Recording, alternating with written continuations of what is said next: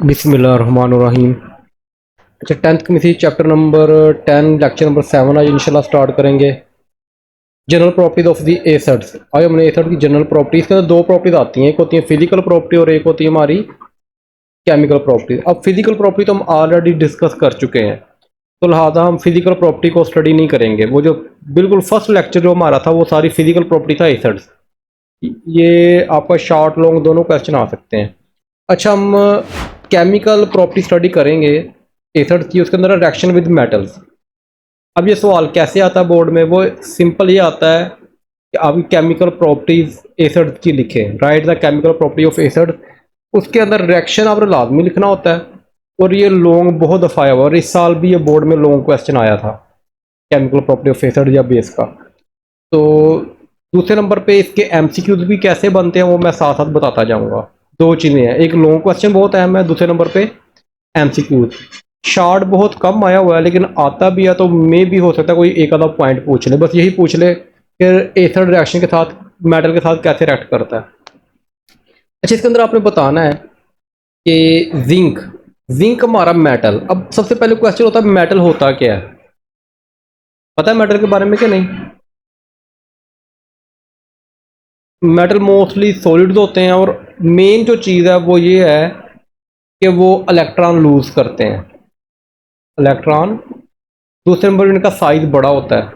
अगर आप periodic table को स्टडी करो, थर्ड चैप्टर केमिस्ट्री का 9th का, उसके अंदर हमने देखा था कि लेफ्ट टू राइट आपका साइज क्या होता है, कम होता है। मतलब लेफ्ट वाले जो होंगे उनका साइज ज़्यादा होगा और राइट वाला साइज कम होगा। इसका मतलब लेफ्ट वाले जितने भी हैं वो सारे के सारे मेटल्स हैं। अगर उनका नाम याद हो, क्या कहते हैं, फर्स्ट ग्रुप का याद है नाम, फर्स्ट ग्रुप का पहला जो ग्रुप है उसका नाम था अल्कली मेटल्स, आया याद? और सेकंड ग्रुप का क्या नाम था? अल्कलाइन अर्थ मेटल, गुड शाबाश। अब वो मेटल ही नहीं है, वो मेटल इसी वजह से उसको कहा गया क्योंकि वो पहले ग्रुप के एलिमेंट्स हैं, और सेकंड ग्रुप के उनका साइज ज़्यादा होगा, वो आसानी से इलेक्ट्रॉन लूज कर देंगे, और वो अच्छी मेटल्स हैं। और जो डी ब्लॉक एलिमेंट्स हैं, डी ब्लॉक, ये जिंक जो है ना, ये डी ब्लॉक एलिमेंट्स हैं। जिंक कहाँ से आया है? D block element. D block elements भी सारे के सारे मेटल्स हैं। इसके अलावा जो एफ ब्लॉक एलिमेंट्स हैं वो भी मेटल्स हैं, लेकिन जो पी ब्लॉक एलिमेंट्स आते हैं राइट साइड पे उनका साइज कम हो जाता है, जिस तरह ऑक्सीजन, सल्फर, नाइट्रोजन, फ्लोरीन, ये सारी गैसेज हैं, और ये नॉन मेटल्स हैं। यानी नॉन मेटल का ये हमने वैसे ना 9th का आखिरी चैप्टर था केमिस्ट्री का, हमने स्टडी किया था कि लेफ्ट साइड पे मेटल होती हैं और राइट साइड पे नॉन मेटल होती है। पूरा चैप्टर यही है, मेटल और नॉन मेटल पे। रिवाइज हो गया थोड़ा सा, जनरल व्यू। मेटल की समझ आ गई है क्या? तो मेटल जब रिएक्ट करेगा एसिड्स के साथ, अब देखो ना, ये H2SO4 सल्फ्यूरिक एसिड हमारा क्या है, ये एसिड है, ये प्रोटॉन दे सकता है। अब जिंक क्या करता है, ये सल्फेट से रिएक्ट करेगा और जिंक सल्फेट बना देगा, और साथ हाइड्रोजन गैस बनेगी। ये कैसे बनती है मैं सारा समझाता हूँ अभी। अच्छा, ये एस नजर आ रहा है आपको? इस एस का मतलब है सॉलिड। ये बस मैं आपको, आपने लिखना नहीं है बोर्ड में ना, ये आपको ज़रूरत है, बस आपको समझाने की खातिर ये ऐसा होता क्या है। ये सॉलिड है, इनके जो जिंक है ये सॉलिड की शक्ल में रिएक्ट करता है, किस शक्ल में रिएक्ट करता है? और ये सल्फ्यूरिक एसिड है एक्वस, यानी कि इसको पानी के अंदर मिक्स किया गया। एक्वस का मतलब पता है ना, किसी चीज़ को पानी के अंदर मिक्स कर दो वो क्या होता है? एक्वस होता है। अच्छा, ये जो जिंक सल्फेट बनेगा ये पानी के अंदर ही रह जाएगा, सोल्यूशन के अंदर है, ये एक्वस फॉर्म में होगा। और जो हाइड्रोजन बनेगी वो गैस बन के वहाँ से निकल जाएगी, उड़ जाएगी। जहाँ पे शायद एरो भी लगा ऊपर की जानिब लगा हुआ है, तो इसका मतलब होता है कि वो गैस बन के यहाँ से उड़ जाएगी, तो वो अंदर नहीं रहेगी। यहाँ तक समझ आ गई बात की? अब ये जिंक जो है ना, जो स्टार्ट में अगर अकेला एलिमेंट हो तो याद रखना, अकेले एलिमेंट के ऊपर कोई चार्ज नहीं होता, वो जीरो चार्ज होता है। लेकिन जो H2SO4 ये कंपाउंड आ गया, इसके अंदर हाइड्रोजन की वैलेंसी याद है आपको? हाइड्रोजन की वैलेंसी ये आपका, अगर आपने इसको स्टडी करना है तो सबसे पहले 9th के अंदर how to write a chemical formula, ये अपलोड की हुई है वीडियो, उसको लाजमी देखना है, फर्स्ट चैप्टर 9th का, तो वो लाजमी देखें, उसके ज़रिए ही आपको ये फार्मूले समझ आने हैं। और ये क्या होते हैं, कैसे होते हैं, वो सारा मैंने उधर समझाया हुआ है, वैसे 9th में आपने पढ़ा भी था। हाइड्रोजन की वैलेंसी आपको याद रखनी पड़ेगी। हाइड्रोजन की वैलेंसी होती है +1, और जो सल्फेट होता है इसकी वैलेंसी होती है -2। तो ये मैंने समझाया था, ये क्रॉस एक्सचेंज मेथड के जरिए 2 किसके नीचे चल जाता है, हाइड्रोजन के नीचे, और जो 1 होता है ये चले जाता है सल्फेट के नीचे। अब ये आपको ज़ुबानी याद रखना पड़ेगा। तो ये 2 किधर जाएगा, हाइड्रोजन के नीचे, तो क्या हो जाएगा, H2SO4 बन जाएगा। और ये प्लस माइनस लिखने की जरूरत नहीं होती, ये सल्फ्यूरिक एसिड इस तरह बनता है, ये फार्मूला इसका। अब देखो जिंक जो है, जिंक जब सल्फेट से रिएक्ट करेगा तो ZnSO4 बनता है। अब ये हमें रट्टा लगाना पड़ता है कि Zn के नीचे 2 क्यों नहीं आया, बनता है ना क्वेश्चन, क्योंकि अब फिर हमें यहाँ पे केमिकल फार्मूला लिखने का तरीका आना चाहिए। जिंक की वैलेंसी याद है? अच्छा यहाँ पे देखो, यहाँ पे जिंक +2 है, ये आपको याद रखना पड़ेगा। जिंक की वैलेंसी कितनी होती है, +2 सल्फेट की। तो ये अब ये होते हैं ऑफसेट हो जाते हैं। अगर आपकी वैलेंसियाँ सेम हो, +2 और -2, ये कट जाएंगे, इसे बोलते हैं ऑफसेट।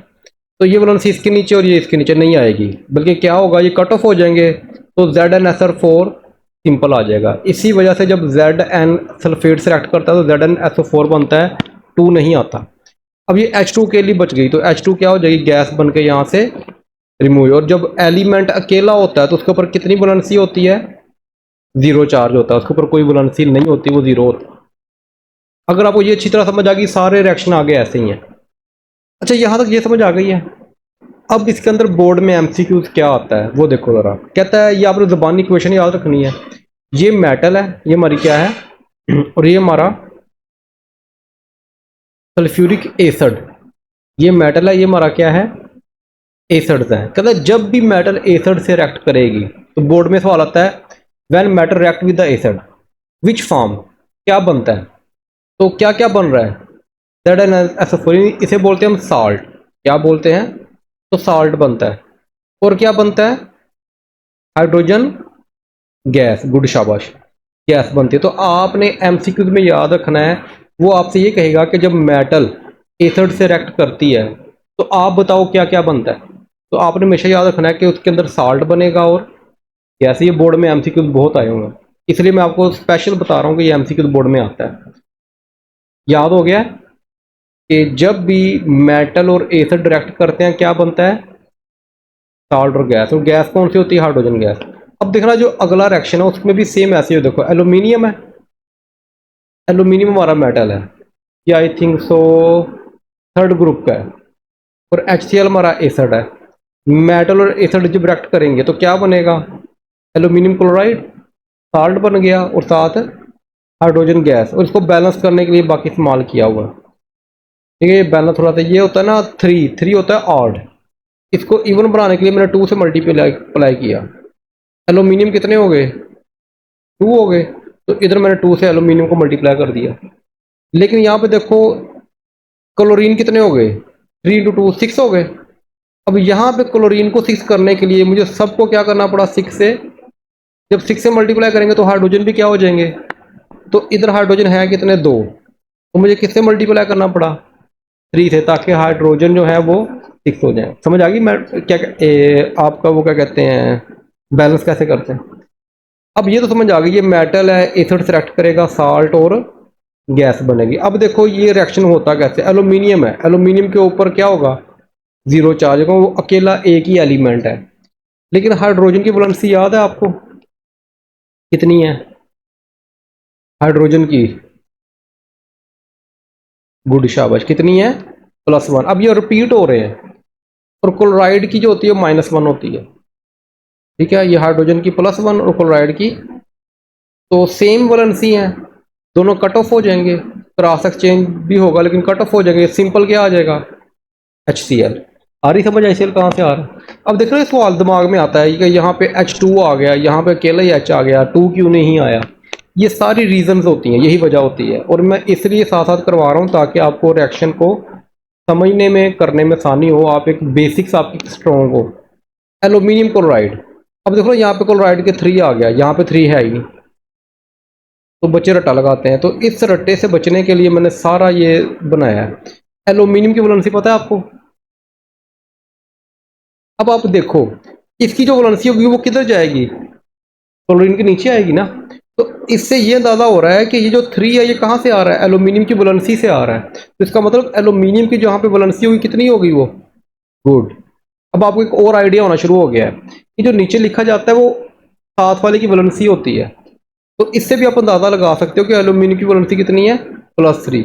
अब देखो एल्यूमिनियम के नीचे कुछ भी नहीं है तो इसका मतलब क्लोरीन की वैलेंसी कितनी है, 1। और वैसे ही पीछे हम पढ़ चुके हैं उसकी -1 होती है। क्रॉस एक्सचेंज मेथड होगा, उसकी वजह से क्या होगा कि 3 क्लोरीन के नीचे आ जाएगा और 1 एल्यूमिनियम के, और 1 लिखने की ज़रूरत नहीं होती। और ये H2 क्या होगा, अकेला एलिमेंट है और अकेले एलिमेंट के ऊपर चार्ज या वैलेंसी 0 होती है। यहाँ तो कोई क्वेश्चन, कोई बात समझ आई हो, MCQ भी ध्यान में रखना है और साथ आपने। अच्छा, नेक्स्ट हमारे पास reaction with carbonate and bicarbonate. अच्छा, कार्बोनेट का फार्मूला आता है आपको, सल्फेट का क्या फार्मूला था, सल्फेट का था SO4 और वैलेंसी थी -2।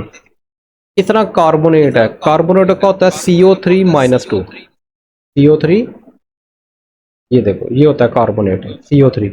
सल्फेट जो था वो SO4 होता है। अच्छा, कैल्शियम कार्बोनेट एसिड से रिएक्ट करता है HCl के साथ। अब ये कैल्शियम किसको पकड़ेगा, क्लोराइड को। ये पॉजिटिव होता है, ये हमेशा किसको पकड़ेगा, नेगेटिव वाले को। कैल्शियम क्लोराइड का पकड़ेगा, CaCl2 बन जाएगा। ये कैसे बनता है मैं आगे बताता हूँ। कार्बन डाई गैस बनेगी और वाटर बनेगा, ठीक है। ये रिएक्शन होगा हमारा। अच्छा, इसके अंदर देखो आप कि सबसे पहले मैं आपको वैलेंसी समझा दूँ। कैल्शियम की वैलेंसी कितनी होती है, कैल्शियम की वैलेंसी होती है +2, क्या होती है, और कार्बोनेट की -2। अब ये होता है ना कैल्शियम जिंक, इनकी +2 ही होती है। सिर्फ एल्यूमिनियम की +3 आई है, एल्यूमिनियम की, बाकी क्या आ रही हैं, +2 ही आ रही है। अच्छा, अब सेम वैलेंसी है, क्रॉस एक्सचेंज मेथड, और सेम हमारा कैल्शियम कार्बोनेट वैसे का वैसे आ जाएगा। आगे बात समझ। HCl हमने ऑलरेडी कर लिया था, दोबारा करने की जरूरत है नहीं।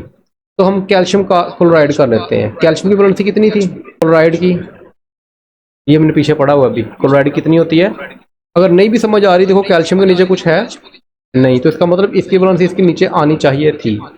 तो कुछ भी नहीं है तो 1 है, और ये राइट साइड पे है तो इसका मतलब ये माइनस वाला है। आ रही ना बात समझ। अब आपको कॉन्सेप्ट क्लियर हो रहे होंगे, वैलेंसी इस तरह खुद ब खुद याद होती हैं। तो अब ये 1 उसके नीचे जाएगा और 2 उसके नीचे, तो क्रॉस एक्सचेंज मेथड ये खत्म हो जाएगा और क्या बन जाएगा, CaCl2, यानी कि 2 इसके नीचे आ जाएगा, 1 लिखने की जरूरत नहीं है। अब कार्बन डाइऑक्साइड गैस, ये तो बस सिंपल है, इसको याद रखते हैं। लेकिन कार्बन की वैलेंसी होती है +4, ऑक्साइड की होती है -2, तो वो 2 से कैंसिल होकर 2 रह जाता है। लेकिन इसके अंदर कोवलेंट बॉन्ड होता है, मैं इसलिए इसको नहीं समझाऊंगा। अच्छा, वाटर की आपने खुद निकालनी है। वाटर की आपने, हाइड्रोजन की होती है +1 और ऑक्साइड की होती है -2। चलो मैं बता ही देता हूँ। हाइड्रोजन कितनी होती है +1 और ऑक्साइड की -2। अब ये 2 की तो, अब देखो ना यहाँ से अंदाजा लगा लो, हाइड्रोजन कितनी है +1 और ऑक्साइड कितनी है -2। क्यों, क्योंकि हाइड्रोजन के नीचे 2 आ रहा है। हाइड्रोजन का तो हमें पता है। अब देखो ना, 2 आपको हाइड्रोजन का पता है लेकिन ऑक्सीजन का नहीं पता, तो इसके जरिए आपको समझ नहीं आ रही कि ऑक्सीजन कितनी हो सकती है, क्योंकि हाइड्रोजन की तो +1 है ही है। तो ये जो 2 आ रहा है ये असल में ऑक्सीजन की वैलेंसी आ रही है, तो इसका मतलब ऑक्साइड कितना है, -2। अभी क्रॉस एक्सचेंज मेथड होगा, क्रॉस एक्सचेंज मेथड होने की वजह से क्या बन जाएगा, H2O। इसका मतलब पानी का फार्मूला असल में ये केमिकल रिएक्शन के जरिए ही होता है। क्लियर होगी बात यहाँ तक। अच्छा, अब सवाल पता होता है कि ये MCQ कैसे बन के आएगा। कहते हैं जब भी आपके कार्बोनेट इससे रिएक्ट करेंगे एसिड के साथ, ये बनेगा आपका एक साल्ट, ये हमेशा क्या बनेगा आपका एक, और साथ बनेगी कार्बन डाइऑक्साइड गैस, और साथ क्या बनेगा, वाटर। तो बोर्ड में अगर MCQ आ जाए तो आपने याद रखना है, जब भी कार्बोनेट के साथ रिएक्शन होगा तो 3 चीजें बनेंगी, salt, carbon gas, carbon dioxide gas और वाटर। जब मेटल से रिएक्ट कर रहे थे तो 2 चीजें बन रही थी, साल्ट और हाइड्रोजन गैस, बस। डिफरेंस समझ में आ रहा है, ये डिफरेंस आपने याद रखना है और MCQ के लिए बहुत अहम है। और ये आते हैं बोर्ड में एमसीक्यू, इसलिए मैं बार बार इनके ऊपर फोकस कर रहा हूँ। बाकी लॉन्ग क्वेश्चन तो ये रट्टा लगाना ही पड़ेगा क्वेश्चन। अच्छा सेकंड क्वेश्चन देखो बाइकार्बोनेट की, किसकी? अब देखो कार्बोनेट तो आपको याद हो गया है, कार्बोनेट का क्या फार्मूला है? कार्बोनेट का फार्मूला CO3, गुड शाबाश। और वैलेंसी -2, वैलेंसी कितनी है? अब है बाइकार्बोनेट, जब भी बाई का लफ्ज आएगा और साथ कार्बोनेट आ रहा है तो आपने क्या करना है, हाइड्रोजन लगा देना है बस। ये पहले मैंने आपको लिवर्स कॉन्सेप्ट में पढ़ाया हुआ है, बाइकार्बोनेट बाइसल्फेट। तो यहाँ पे जो ये कार्बोनेट है, अगर कार्बोनेट से पहले मैं हाइड्रोजन लगा दूं, इसकी वैलेंसी है -2। अगर मैं हाइड्रोजन लगा दूं तो बाइकार्बोनेट हो जाएगा, और प्लस जब भी ऐड करते हो हाइड्रोजन ऐड करने से एक माइनस कम हो जाता है। लिविथेड में याद आया कि नहीं? ये -1 रह जाएगा। ये देखो अगर sodium bicarbonate HCO3, carbonate CO3 होता है लेकिन बाइकार्बोनेट HCO3। यहां तक समझ आ गई बात की? सोडियम बाइकार्बोनेट है, किससे रिएक्ट कर रहा है? सल्फ्यूरिक एसिड से। सोडियम की वैलेंसी का पता है? +1 होती है। क्या होती है? सोडियम की वैलेंसी होती है +1, और बाइकार्बोनेट की, ये कार्बोनेट -2 है। जब मैं हाइड्रोजन लगा दूंगा तो क्या बन जाएगा? और हाइड्रोजन लगाने से उसकी वैलेंसी में माइनस की कमी हो जाएगी। एक क्लियर होगी बात? अब दोनों सेम ही है, +1 -1। क्रॉस एक्सचेंज मेथड जो होगा वो अप्लाई नहीं होगा, तो सिंपल सीधा सीधा लिख देना है NaHCO, वही नहीं लिखा हुआ उसने। अच्छा उसके बाद सल्फ्यूरिक एसिड H2SO4, मेरे ख्याल ये मैंने करवा दिया, इसको दोबारा रिपीट नहीं करूंगा, पीछे से अगर आप देखना हो तो वीडियो देख लीजिएगा। अब ये सोडियम किसको पकड़ेगा? इसके नेगेटिव को। सल्फ्यूरिक एसिड का नेगेटिव कौन सा है? SO4 -2। तो क्या बन जाएगा? सोडियम की वैलेंसी +1 और सल्फेट की -2, तो 2 इसके नीचे नहीं आ जाएगा सोडियम के? ये आपने खुद जबानी इसको याद करने की कोशिश करो, Na2SO4 बन जाएगा। और रट्टा बिल्कुल नहीं लगाना, कॉन्सेप्चुअल ही याद करना है, इक्वेशन को भी रट्टा नहीं लगाने की कोशिश करनी। और आगे तो आपको पता है कार्बन डाई गैस बनेगा और वाटर लाजमी बनेगा। ठीक है, ये देखो सोडियम क्या होता है +1 और सल्फेट -2, ये 2 इसके नीचे आ जाएगा और 1 इसके नीचे, Na2SO4 बन जाएगा। क्लियर होगी बात यहाँ तक? अच्छा यहाँ पे देखो वही चीज बाइकार्बोनेट, और बोर्ड में एमसीक्यू आ जाए कि एसिड और बाइकार्बोनेट जब रिएक्ट करेंगे तो क्या बनेगा? सेम वही बनेगा, साल्ट, कार्बन डाइऑक्साइड गैस और वाटर। जब भी आपको कार्बोनेट या बाइकार्बोनेट का सेम ही प्रोडक्ट होता है, साल्ट, कार्बन डाइऑक्साइड गैस और वाटर। यहां तक कोई ऐसी बात जो समझ आई हो?